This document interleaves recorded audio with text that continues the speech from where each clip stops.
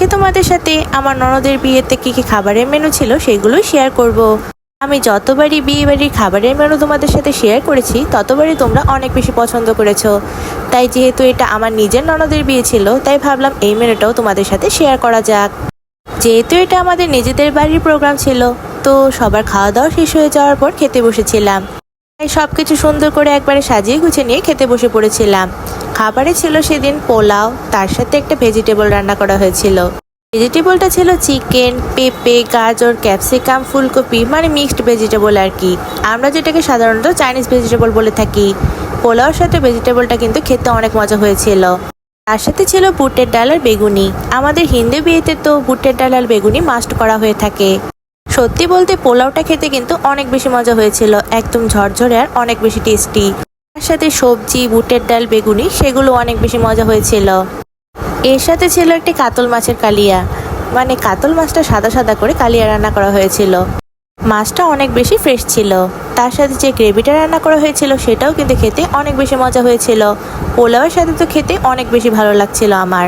কিন্তু একটা সত্যি কথা বলতে সেদিন গরমের পরিমাণ এত বেশি ছিল কি আর বলবো। গরমের কারণে ঠিকমতো খাওয়া দাওয়া করতে পারছিলাম না। তোমাদের সাথে এই বিয়ে বাড়ির খাবারের মেনু শেয়ার করব বলে তেমন কোনো প্ল্যান ছিল না।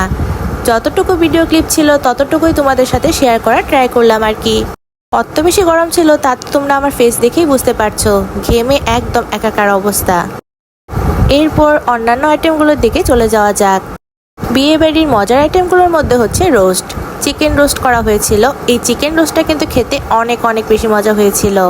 সেদিন চিকেন রোস্টটা ঠিকমতো খেতে না পারলেও বাসায় নিয়ে আসার পরে ঠিকমতো খেয়েছিলাম। সত্যি বলতে অনেক বেশি মজা হয়েছিল। সেদিন বিয়ে বাড়ির প্রত্যেকটা রান্না অনেক বেশি মজা হয়েছিল।